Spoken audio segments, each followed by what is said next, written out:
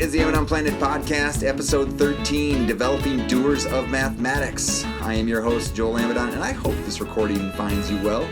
Thank you for taking the time and effort to seek out this podcast and listen. I know there are many choices out there and that your time is valuable, so let's just dive in. So this episode of the podcast doesn't feature a book, it actually features another podcast. So a while ago, I heard an episode of the Craig Groeschel Leadership Podcast, and he was talking about the pitfalls of leadership. And I heard that podcast as I was on I believe it was an elliptical machine at the time, and I started grabbing some pen and a paper, and I wrote out some notes, and I wrote a little blog post, but that was a few years ago. But I really think that the content for it is appropriate to bring back up, and I'm excited to have the conversation. And I was trying to think, who to have a conversation with. And then I thought, you know what? There's someone in my house I could have a conversation with, and that's my son, Noah Amidon. Noah, thank you for joining me on this podcast. I'm glad to be here. Awesome. That's great. And yes, Noah is here willingly. Did not threaten him to come on the podcast. He's actually wants to talk about this content. So I'm excited. And one thing about Noah that is really good and I really appreciate about him is that he's willing to share his opinion. So we're hoping he flexes that muscle during this episode as we talk about developing doers of mathematics. Now, Noah, you know I used to be a high school math teacher, right? Yes. Okay. So one thing that got me thinking about this content was a situation that happened where there was an investigation we had. So not just I wasn't just showing an algorithm or showing a procedure and then kids were doing it. We actually were doing a problem scenario. So it was in context. So it might have been we're selling tickets, or they're trying to stock shoes in a shoe store, something like that. Some real life situation where when the kids were doing the exercise, so kids, they were your age, teenagers, when we're doing the investigation, there was one little hiccup that they would have, right? Yeah. One little hiccup that I knew was coming. And so what I did is I knew the hiccup was coming. When I saw a group was getting there, because they worked in groups, when a group was getting there, I'd run to the group. Actually, I'd have a little chair. I scooted to the group, and I'd say, hey, you see that? Well, you might want to think about this and this. And then I saw another group going to do it, and I scoot over there, and I'm all over the place, and smoothed it all out, let them have smooth sailing, right? Showed them where that hiccup was. They cruised right past it, and I saved the day. But you know what the problem was? What? The next time, the next problem, when there was something else that came up, they raised all their hands again. They didn't know what to do, right? Everything that I had shown them on the first one, I showed them not how to solve the problem. I showed them that I would help them. I would save them. And that's not what I wanted to teach, right? I wanted to teach them math, not just to lean on me as the ultimate giver of math. And so rather than saving the day, what this little story is an illustration of a pitfall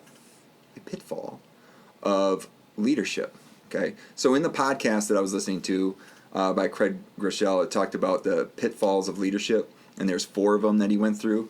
And so I just translated that into 4 pitfalls of developing doers of mathematics. Right? So as your parent, I want you to be a doer of mathematics. So what do you think a doer of mathematics is? I guess I believe that a doer of mathematics is someone who, for one, enjoys doing math, and 2, is probably proficient in it. Wow. He did not. That's right off the cuff. I did not prepare him. Good on the podcast. So you're talking about disposition, right?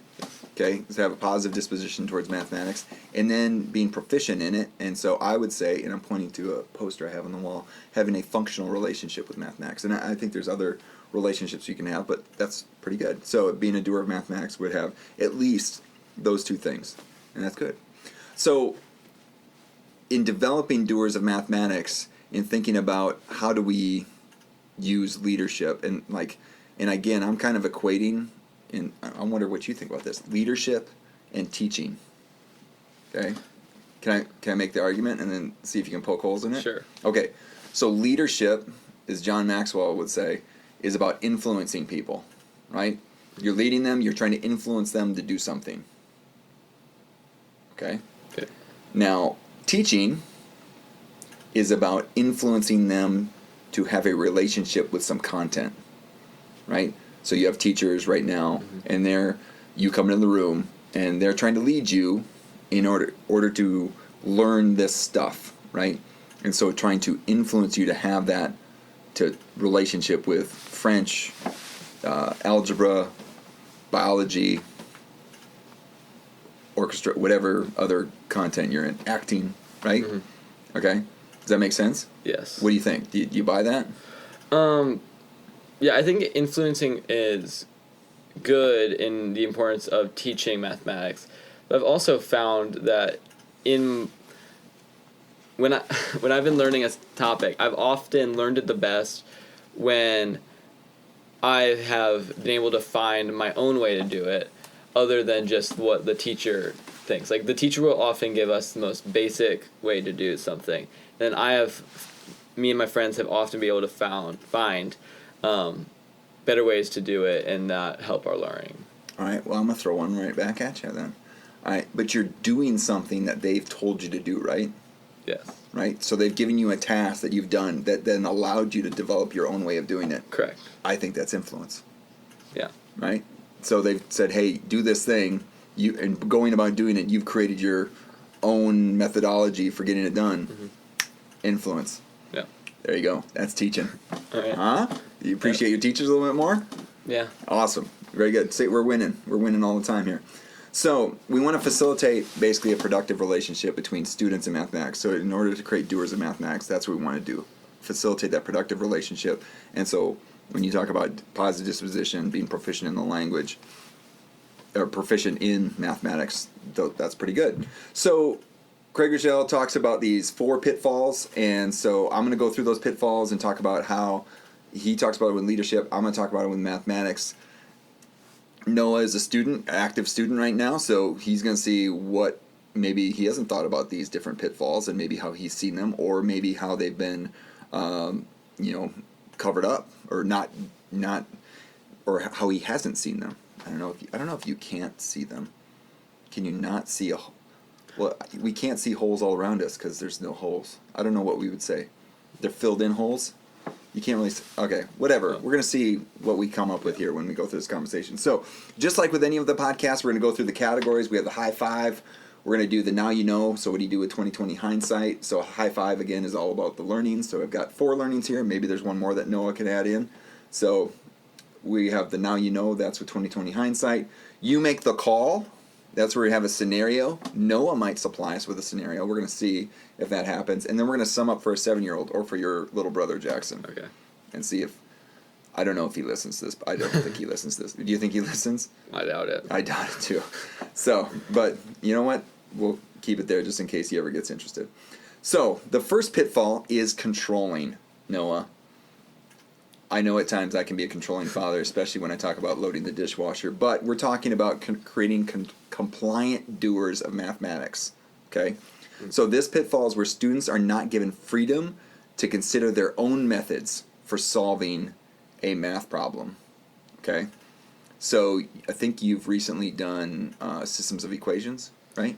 Or no, you did them. That was a while back. So just for the audience, solving a system of equations, there's a bunch of methods you could use. Yes. Right? So for those of you, just a little refresher, system of equations would be 2 lines, and I'm finding where they intersect. So, like y equal... Mm-hmm. Right? Yeah. Noah's shaking me off, right? Yeah. Okay. I just forgot what it was for a second. So can you tell the audience what we say that your motto is? Get ready to be wrong. That's right. Get ready to be wrong. So this is great. This is getting shown for all the people out there to hear. Anyway, so we have a system of equations, right? So 2 lines finding where they cross. There's a number of ways we can do it to find where they cross. Yeah. We could graph them, right? And on a graphing calculator, you can easily select 2 lines, find where they cross. Or just if they're very simple graphs, you could see on a piece of graph paper where they cross. Yes. Graphing. You could do substitution, so you could find out what one variable, so you have 2 variables, an x and a y. You can basically make what one variable equals, substitute it in for the other one, solve for that one variable, and then plug that in, and you can find out where the intersection point Yes. is. What else? We can do elimination. Yes. That's where you add and subtract the equations. Mm-hmm. You can also use matrices. Did you know you could use matrices? I did not know you could use matrices. Use matrices. And there's also something called a combination chart that I found out in math and context. It only works for certain situations, but a combination chart is kind of amazing as well. So being controlling would say, hey, Noah, I'm going to give you these systems of equations. Only use this method, right? Only use graphing. And let me tell you, there's a situation where I would have people solve, and like I would see kids that would graph them on a graphing calculator, but then they wouldn't go look in the graph. You know what they went and looked at? The chart where the table. Yeah, table. Yeah, the table. So they find out where for one y or one x it puts out the same y's. And if I would have been controlling, they wouldn't have shown me that method. Like I would have not even thought to use a table because I've never used tables. Actually, never used graphs either. We would just work with the symbols. And I'm sure most of the people listening who went to school a while ago, you probably didn't use a lot of graphs. You probably used a lot of elimination and substitution. So controlling. You think about that from your perspective. How do you feel about controlling? Well, from my experience, I can see a lot of students, fellow students who have obviously like been around more controlling teachers, just like in their mindset while doing math, they just have this one mode. And so then when we're learning a different type, it's like just blows their minds almost because they never thought to venture out of this one way. And you know what, Noah? We see that sometimes with when there's different ways of doing multiplication, because you could use an area model and you could stack up the two numbers and multiply using standard algorithm. A bunch of different ways. So when we introduce those other ways of multiplication or subtraction or addition or whatever, people get a little upset about that. Yeah. Do you know that? No. Yeah. So, I mean, because some of us came from a very controlling background where there's a way to do it and this is the way to do it. Yeah. Okay. And so when we create compliant doers of mathematics, we're actually shutting down thinking. And there's an article I mentioned before. It's never say anything a kid can say. Okay? So when I'm going to say, hey, how do you here's a system of equations. How can we find where these two lines cross? If I then go and start giving the solution versus allowing the students to say, hey, how did they find it out? And maybe there's more ways to do it than I even thought about. Right? Or I was just doing a thing yesterday when we were talking about different solutions, and actually I was talking about a solution that your class came up with a while ago about comparing different multiplication problems, and you don't even remember this because it was in 4th grade. Do you remember when I came in 4th grade? We did So there's a way that one of you did a problem, I can't remember what it is right now, that was like, whoa, the first time I'd ever seen it, and like if I would have been controlling, it would have totally shut down your thinking. Like kids would not have came up with these amazing things. But like by opening it up, by again not saying anything a kid can say, there's probably going to be more that can be said, right? So if I think I need to say this, like no, this kid's just done that. I'm going to call on him. He's going to present his thinking, and now kids are the ones that are presenting how to solve the problems or how to. Even though it's the solution I want presented, well, but if a kid does it, I'm like, well, I'm a kid, I've got another way to solve it, and so that sort of freedom is out there for people to see. Did you experience that? Yeah, especially in like the lower high school math, like geometry and algebra 1. I've seen that more than I've seen it in like algebra 2, just because the algebra 1 and geometry, they're much more loose and like formulative, and so with those formulas there's different ways that you could solve it. Cool. Awesome. So, and also I have a friend, Mandy Jansen, she's at the University of Delaware. She has taken this idea of rough drafts, like rough drafts for papers. Yes. And she's thought about like how do you take that idea of rough draft thinking and bring it into the math classroom. So it's like, here's a solution, I don't know if I'm done with it yet, and I just want some feedback on how I'm doing so far. So like to purposely cut off your thinking at a certain point and get some feedback on it. What do you think about that? I personally think there actually might be a problem with that because with this different sorts of thinking, people will get many different middle solutions. And so I don't quite see that working in my classroom. But what about student? That's okay. So what about what about just if we came up with this common understanding that, you know what, we're in half-baked mode. We just want to look at each other and say, you know what, I might not know where this is going, but the logic up until now seems good. Yeah.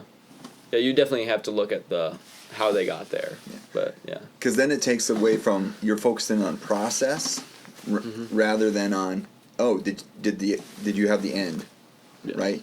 And then, oh yeah, you got a different way to get there, but we all got to the same place in the end, but maybe we don't even know where we're going yet. And just to see, does the logic so far make sense? Yes. Okay. So, guess what though? Mandy's got this book about that coming out in the spring, okay. And she might come on the podcast. But keep that. We'll just put that out there just to remind her about it. So, second pitfall, criticizing. Okay? Criticizing. This pitfall is where students may be given freedom to consider their own methods for solving a math problem, but each method is quickly identified for how it falls short in efficiency, accuracy, elegance, or just is not the preferred method of the person providing assistance. I've seen that a lot. For example, like when solving for like a parabola, for example, when you're solving a quadratic in order to find the zeros of the equation, there's like 3 ways that you can do it. There's completing the square, factoring. Good poll. And what's the last one? Okay, well I know there's another one. I was told there would be no math. What? On this podcast. I'm just kidding. I believe it's elimination. Okay. But anyway. Wow, we're going to get a lot of comments. Oh, we are. Everybody. This is great. The quadratic formula. Get ready to be wrong. Not the elimination, the quadratic formula. But anyway, so there's those 3 methods, and throughout different math teachers I've had, each one seems to have preferred one that we use. Like, yeah. I've had teachers who are like, you know what, we're going to teach these because we're required to, but quadratic formula, every time. Just use it because it's the easiest way to do it. What, you remember what I call the quadratic formula? What? You don't remember? I don't remember. The chainsaw. Why? Because it'll work. It works every time. It works every time. Every single time. Even if you need to cut a piece of paper, bring out that chainsaw. Yes. It's going to cut the heck out of it, right? Yes. And yeah, sometimes you have got a wooden door you need to cut through, chainsaw. But sometimes you can use the scissors. And that's where, when you're looking at it in this situation, you can look at a quadratic formula, and sometimes it's like, ooh, I just need to take the square root of both sides. Yeah. You know? Like, that could be the simplest thing. Or it's very simple, just like to factor it, or it's already a perfect square, and you have the factors right there. Right. And so in those cases, so like we're criticizing because, hey, just use a quadratic formula, just use a quadratic. Again, we're shutting down thinking. Yes. And again, this goes for anything. So, and Noah, confession time, I know I've been critical as a parent at times, but trying to create some freedom, because I know sometimes you create some things that's like, oh, wow, that's interesting. And we'll give one example is our science fair situations where Noah loves doing the science fair, and sometimes I might be overly critical of what he chooses to do for the science fair, but one year I'm like, you know what, total hands off. And he created, how far did you go up on that science fair? State. You went state. I'm like, yeah, I'm not going to control anything. We'll see how far you get, buddy. And he went all the way to state with the science fair project. So, I'm sorry, criticizing. I was not going to criticize anymore. And he got all the way to state. So I guess that pitfall, kind of got through there. One thing that I recommend to counteract this pitfall, especially in the math classroom, and again, this podcast is supposed to be focused on teaching in general, and I think all these principles can be focused on any kind of teaching. So I'm going to focus in on math because that's my expertise. But if we can avoid the pitfall of criticizing, we can get a lot further with a lot of our teaching, whatever it is, parenting, jiu-jitsu, what else could we do? Orchestra, acting, anything that we do. Anything you're trying to develop a relationship with content. So anyway, 2 books I recommend are on complex instruction. Now, complex instruction can be used in anything, but specifically when we think about it with mathematics, there's a couple books I recommend. One's called Strength in Numbers. The other one's called, and that's by Lana Horn, and one of the ones called Smarter Together, Collaboration and Equity in the Elementary Math Classroom. Those are great books, and they've got stuff that's ready to go for use in the math classroom. And what complex instruction will do is create an asset-based perspective of kids. And so, like, you want to basically point out things that they're doing that are, that are being productive in the classroom, that are helping kids do mathematics, right? And so we want to be public, academic, and specific about that feedback. Not just, hey, Noah, good job. You did it good on that. Like, well, how did he do good? Noah, you asked a great question that allowed us to think deeper about how good this solution was to the problem. Yeah. Right? So that's public, specific, and academic. And so that's a core principle of complex instruction. And again, those 2 books, Smarter Together and Strength in Numbers, both get at that idea of complex instruction and that sort of thinking in the classroom. All right, another pitfall. Avoiding. Okay, avoiding. So creates disengaged doers of mathematics. So far, we've hit in controlling, creates compliant doers of mathematics. Criticizing creates insecure doers of mathematics. Now we're in avoiding, creates disengaged doers of mathematics. So you're given freedom to explore your own methods, but you're not given any feedback. So if you're not given any feedback, okay, I say, hey, go do this thing. And you're like, hey, I'm doing it. Oh, yeah, okay. What do you think? Well, if something's not graded, okay, or something's not gotten any comments on it. Well, yeah, definitely. I mean, this might be an obvious problem with that is when you're a teacher avoiding, is someone could just be completely doing it wrong. Yeah. And you have no idea where they are. And they might just get in this mindset that this is the way to do it. Like, for example, squaring a binomial, where they might be squaring each individual thing inside of the binomial instead of multiplying the binomial by itself. So that's just one example of how avoiding would be not good. I have an example from your first mistake ever in mathematics. Yeah. Are you ready for this? No, it might not be your first mistake. So it's from first grade. First mistake here in Mississippi. Yeah. And I wrote about it. So you probably have. I've used this example many times. You probably don't even know this. Nice. Yeah, it's great. A lot of my students have heard about you. So paper came home, and usually they're like, "Oh, they're perfect." You're a perfect little child, no. I know. But then we have an assignment, and then assignment came home and had one red mark on it. You know what it was for? What? The number of sides on a rectangle. Oh my goodness. Yeah. Okay. Marked wrong. And it was wrong. You wrote 6. What? Yeah, you wrote 6. So, your mom and I, given that you were our firstborn and this was our first student in school, we thought, oh my gosh, what's going on? How bad parents are we? Oh my goodness. What's up with that preschool that we spent money on? But then I asked you about it, right? And I was trying to provide some feedback. You know, like I could have just said, hey, the answer's 4. But I wanted to know where that thinking came from. And I'm like, hey, Noah, you put 6 for this rectangle. And you're like, yeah, 6. I'm like, how did you get 6? He's like, well, I counted.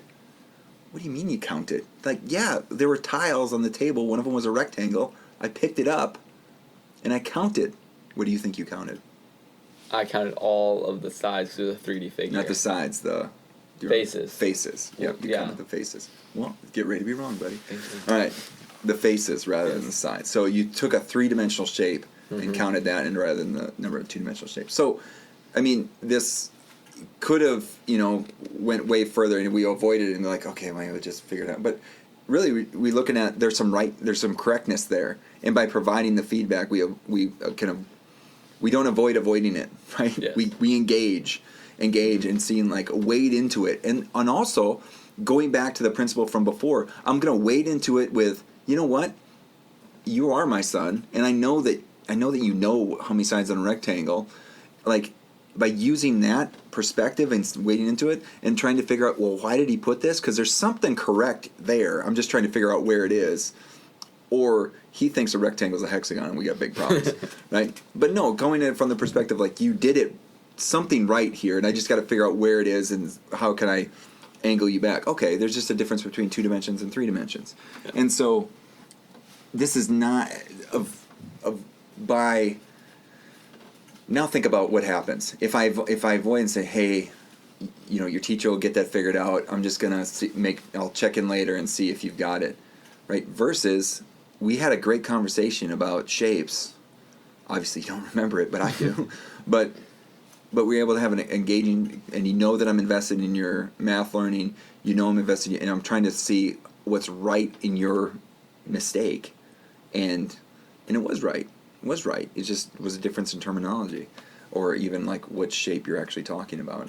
And so now, again, I think you're a more engaged doer of mathematics because of that. I'm going to go with that you are a more engaged doer of mathematics because of that. That's probably a landmark in your learning. You just don't remember. Anyway, so that's the third pitfall. The fourth, rescuing, okay, creates helpless doers of mathematics. Yes. And this kind of goes back to my initial story, where students are given freedom to consider their own methods for solving math problems, but are given help at the smallest indication of struggle. So you just, I don't know what steps next, and like they just raise their hand, and the teacher's right there. And I'll see this. So like I teach teachers, and you know that. But like we'll see lesson planning, and like what happens when students struggle? How are you incorporating that into your lesson plan? What are they going to do when they're struggling? And sometimes the initial teacher is just going to say, well, I'll go and answer their question. Mm-hmm. And it's like, well, you're rescuing all the time. You're going to create helpless people that are only going to look to you for the answer, and that the teacher is the ultimate source of knowledge, right? And so that is something we need to avoid. And something I've personally seen just as a student, a good way to avoid that is just a style of teaching one of my teachers has used is he doesn't really answer questions on that topic in class. He might answer a couple, but it'll be like teaching, and we do our homework, and we have multiple attempts on our homework, and so we can see what we got right and wrong, and the next day we bring in our homework, and we can ask questions on it. So he gives us this time for us to struggle and for us to grow and maybe figure out our own methods as well. Mm-hmm. And then we can come back in, and if there's still something we don't quite get, we can ask him, hey, like, what do we need to do? And so you're getting right at this thing of we want to promote struggle. That's saying, hey, struggle is not a bad thing. Mm-hmm. And you can think about with that anything. You know, struggling, when you struggle and persevere through something, you develop a resiliency, develop agency. You think, like, I can do this despite this little bump in the road. Mm-hmm. Okay? And that we want to promote that. And you know, you were at that presentation, and you're on the blog somewhere in the picture in there, celebrate the struggle T. Mm-hmm.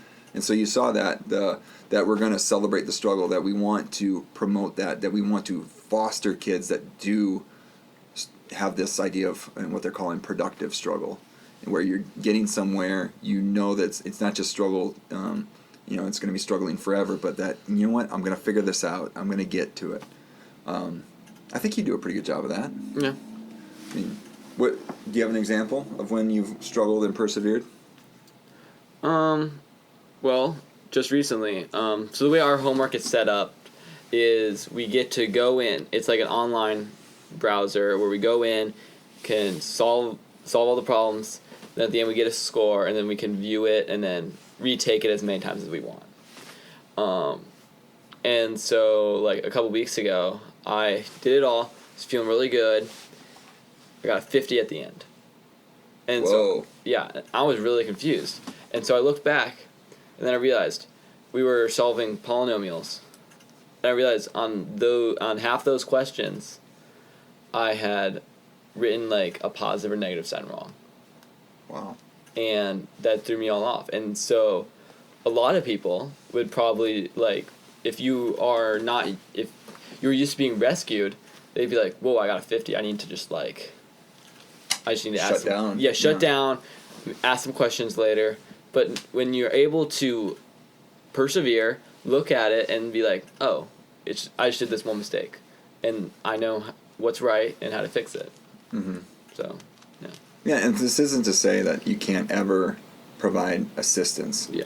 But to do it strategically, like, I mean, I noticed, like, if I see a kid that, when I was teaching high school math, I see a kid that's almost on tears, and then to have this, like, blanket rule, like, oh, I'm not going to answer any questions, like, that's probably not the best thing to do. Yeah. Like, I'm not developing a productive relationship with mathematics. There still is that disposition about wanting to like mathematics as well. And so, providing that, giving students permission to struggle and actually valuing struggle and recognizing it, and that could be something that we be specific, public and academic, about recognizing, like, wow, you really did chug through this problem and you got this answer, and yeah, it might not be completely correct, but I can see all the steps are there, and just acknowledging that, and that's a good thing, and not being fearful of failure. Yes. Not being fearful of failure. And another thing that I've just recently seen is I really like this math teacher I have right now. But what he does is he has us write down, show all of our work on this piece of paper. He asks us to number it so we can see what problems. And then if, like, you got a grade that you normally probably would not get, and he'll see that and, like, come over and show you exactly what you did wrong, like, after the test. And so you can see, like, you actually got tested on what you know, and then he's able to, like, help you. He's like, you just made this little problem mistake, and yeah. Well, so that too is going, like, I'm not rescuing you, but I'm going to show you and help you see, like, okay, next time. Mm-hmm. Actually, in a fairly, like, high stakes situation, I'm going to show you so for next time that you're not going to make this same mistake. Correct. Awesome. So again, to review, we have controlling. That's a pitfall. Creates compliant doers of mathematics. Criticizing creates insecure doers of mathematics. Avoiding creates disengaged doers of mathematics. And rescuing creates helpless doers of mathematics. Mm-hmm.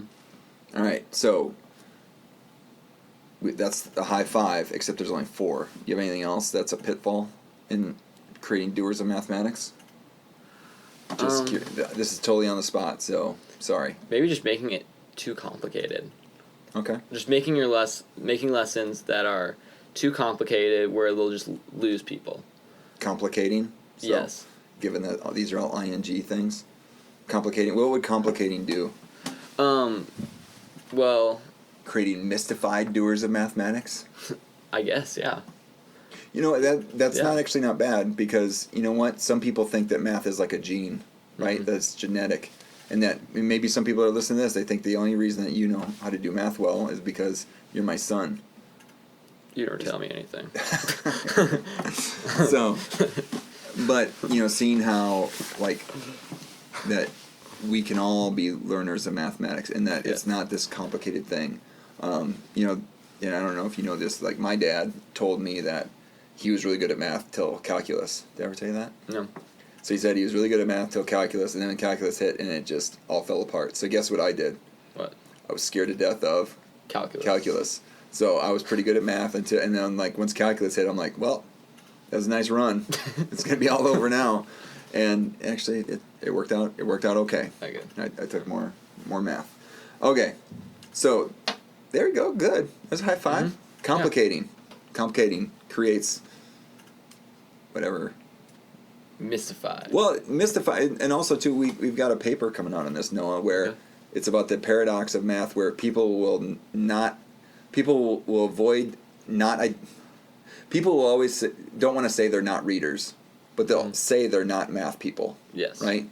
And so I think complicating is going to create that wedge where math is something done by others. Mm-hmm. So I agree. I like that. Wait, on the spot, Noah. You're doing well. All right, so now you know. So given you know this, Noah, this is good for you to think about, and good for me. How might this change your perspective in learning mathematics? I'll let you think about that for a second, and I'll answer my part first. What should this change about me? Now, I teach teachers how to teach math, and maybe I need to be explicit about these pitfalls. Because they're pretty, I mean, I don't know, they're kind of nice compartments. And like, are you being controlling? How are you going to avoid from over criticizing? How are you going to make sure you're giving feedback or not avoiding? How are you going to make sure you're not rescuing? Because, you know, a lot of times, like I could see, like, you know what, I don't want my students to struggle, so I'm going to rescue them at the slightest, you know, their slightest issues that they have in doing what I'm asking them to do, because I hate seeing them struggle, or, you know, not giving them feedback, and where I'm grading the test, I'm putting a number on it, or I'm putting a letter on it, giving it back, and it's not really feedback to help them get better. It's just a score, right? So maybe it is taking these categories and being more explicit about them when I'm teaching teachers, right? So how do you avoid are you being controlling, criticizing, avoiding, or rescuing? What about you? Or complicating, sorry. Oh, yeah. Well, sorry, can you say the question again? I kind of just... Okay, so so for me, it would be like, almost knocked over the microphone there. So for me, I think about, the now you know is, what do you do with 20/20 hindsight? So now that we've listed all these out, Okay. how do you think about your learning of mathematics? Well, I can definitely now see, like, the parts of my math career where I have struggled, it has definitely been related to these 5. Yeah, I could probably put, like, most of my struggles in math into these 5. And then it also, just, like, looking at these learnings, I can see how, in, like, my classmates, how they've been affected by these. Like, nowadays, in my Algebra 2 class, I can see, like, look around and just tell by, because we have a bunch of different people who are, like, different levels even in that class. Yeah. Like who's been rescued a lot? Yes, definitely. Or who's not been given, or who's been over-controlled, right? Yeah, you can see those. And yeah, people, like, ask me for help, and now, like, looking back and thinking through this, I can kind of realize what type of teachers they must have had, just, like, based on, like, the stuff they ask me, and yeah. Because I think, you know what, and obviously what helped me become a better appreciator of mathematics, I'll take that, it has been teaching it. Yeah. Because I get to see how other people think, and it opens up my own creativity. And so I think as much time as possible can be opened up for kids to talk with kids about mathematics, and not to have any of these pitfalls around. I think it's probably beneficial, especially in the younger ages, because that's where you can really open up. And like, I remember, you know, I had my first class that I taught at Saukberry High School. You know, a kid did something that I'd never seen before with tables, and it was like, okay, I can become the student in this situation, and they can become the teacher, and that's pretty powerful to do that. So, all right, good. That's good. Now you know. We've got a little 20/20 hindsight. All right, you make the call. Do you have a scenario? No. Okay. All right, I got a scenario. Okay, so let's see. How would you respond given these? Well, we can go to my initial scenario. Okay, so I have a math problem, an investigation, right, where there's a small detail that if they don't notice it, they're going to have big problems with this problem. Okay, the problem will have problems, and especially if they're not paying attention to that small detail. And so when I originally went out and pointed out the detail. Okay, so now how do we take these learnings or these pitfalls? So I guess I was rescuing before I was even rescuing, right? Yeah. I mean, before they even had an issue. Yeah. I was rescuing and kind of controlling. Oh, yes. Because I think, what if like half the class had the issue and the other class didn't? Mm-hmm. And then what? Then we're going to compare answers and like, oh, we noticed this. Oh, we didn't notice that. And now we're going into that. Don't say anything a kid can say, right? Now the kids are saying, hey, you need to pay attention to this detail. Yeah. There we go. right? So allow that, and just hoping that one of the groups, and trusting, and there's something in teaching about trusting that one of the groups is going to figure it out. If they don't, sure, then we're going to have to wait some time. But if one of them does figure it out, now we're going to have an opportunity for kids to teach kids. And this is what I've been talking to my students lately, is like student-to-student interaction, where students are showing expertise to other students. And like, and I know you and your class, you do help people, and I've heard that from people, so thank you. That's really powerful, because it's showing that not all the knowledge has to come from a teacher, right? It doesn't have to come up on high. Mm-hmm. Right? That it can come from each other. It can come from like more of a horizontal direction.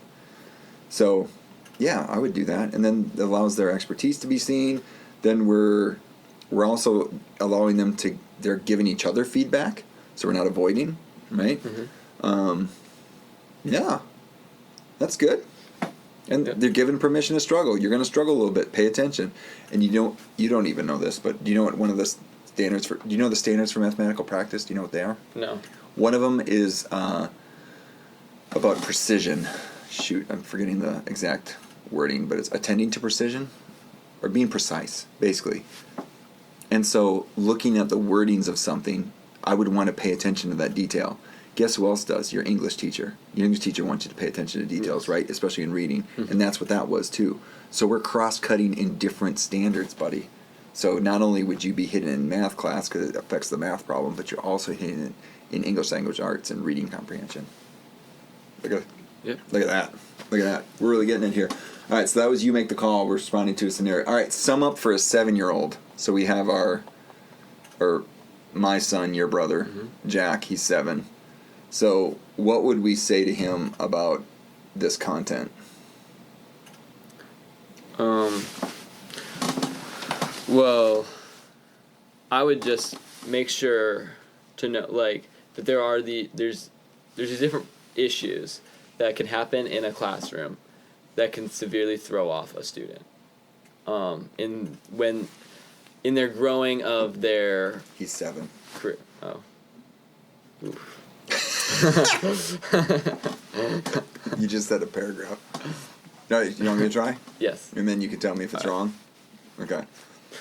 What I would say is, hey, Jack, buddy, listen up. Sometimes you got to have freedom to do things in your classroom, okay? When you're doing your mathematics, once you do some things, there's not always going to be someone there to hold your hand, okay? There's not always going to be someone there to tell you what to do, all right? And hopefully you're given the freedom to do what you need to do to solve a problem, right? And by solving problems, and struggling a little bit, you're going to be a better problem solver in the future. Pretty good. You think so? Yeah. And that sometimes your teacher won't answer your questions. Mm-hmm. And that's a good thing. Yeah. All these are kind of a balance thing, though, too. You know? So you want, like, the avoiding thing. How are these parallel? So maybe avoiding and rescuing are kind of... Yeah. Parallel, and criticizing kind of goes with controlling. And then the whole thing is kind of undercomplicating. Yes. So, we want you to be a doer of mathematics, Jack. And that involves doing math. How about that? Perfect. There you go. See, it's workshop time. All right. Is that good? Yep. All right, Noah. So thank you for joining me on this episode, which is episode 13 of the Amidon Planet podcast. There will be show notes for this episode at amidonplanet.com/episode 13. And you know what? You can support the podcast in a couple of different ways. Did you know that, Noah? I did not know that. Okay, you can subscribe to the podcast. Okay, and you could follow it in iTunes, but you can also do it on Overcast, Stitcher, Google Play, any of those outlets. You can share the podcast. Okay, so like if you know, maybe you'd share this with your math. Who's your math teacher that you really like right now? Mr. Freeman. Mr. Freeman at Oxford High School. Yeah. Fantastic. So maybe you want to share it with him. Okay, maybe you won't. You can rate or review the podcast. You rated the podcast, didn't you? I think you're Comp Nerd 101. Oh, yeah, right? I did. Yeah, you gave it a 4. Thanks, buddy. Yeah. Appreciate it. Okay, well, that's fine. It's honesty. I always give you one. That was one of the first ones. It was not perfect, so maybe it didn't deserve a 5, but maybe you can go in and revise that. Anyway, you can review it through iTunes, and I actually just got feedback from somebody that does podcasts, and they said, hey, your reviews are good. So thank you for doing that. If you've already done that, if you haven't, please go on iTunes and rate it or review it. That'd be awesome. You can like the Amidon Planet Facebook page, so go to Facebook, you type the little, just and like it, just hit the little thumbs up thing. And there'll be a post about this podcast and other podcasts, and if you want to ask questions or whatnot. What's that? And Instagram. Oh, and Instagram. Yep. Yeah. You can like me on Instagram. You can find me on Instagram at Amidon Planet as well. Yes. You can subscribe to the Amidon Planet email list, right? So you can do that on the Facebook page. You can also do it on AmidonPlanet.com. There's one of the buttons is for subscribing. You can also purchase a shirt through the Amidon Planet store. You have a shirt. I have a sweatshirt. You have a sweatshirt. Yeah. Comfy, right? Ooh, so comfy. Yeah, very good. And I have a T-shirt. They look good. And some of you are out there and you're posting them on your pictures and your Be the Good shirts on Amidon Planet at Facebook, on my Facebook page or on the Instagram. The Instagram Yes. as well. Man, up really hip with the social media. So if you want a shirt, you can go to the Amidon Planet store. You can find links to that at Amidon Planet. The AmidonPlanet.com. There's a link in the header. There's also a link in the footer, and there'll be a link in the show notes as well. And I think the link in my bio and Instagram is also for the store. So if you're looking to get one for Christmas, you probably have to act quickly. Finally, I also have a Patreon account, which allows folks to support the podcast by the episode, which just encouraged me to put out more content. Also, if you just want to engage with me further, you can find me in the interwebs on Instagram, like Noah said, Twitter, Facebook, and LinkedIn, all on the handle at Amidon Planet. So thank you again for taking the time to listen to episode 13 of the Amidon Planet podcast. Thanks to Noah Amidon for taking the time to share his time and expertise as a student. Appreciate it, Noah. Thanks to Matt Mifflin for sharing some of his music in this episode. And finally, thank you to all of you out there who are seeking to teach better and be the good in the world by investing in the lives of others. This world is a better place because you have decided to use the gifts you have been given to serve others. Thank you for all that you do. Peace.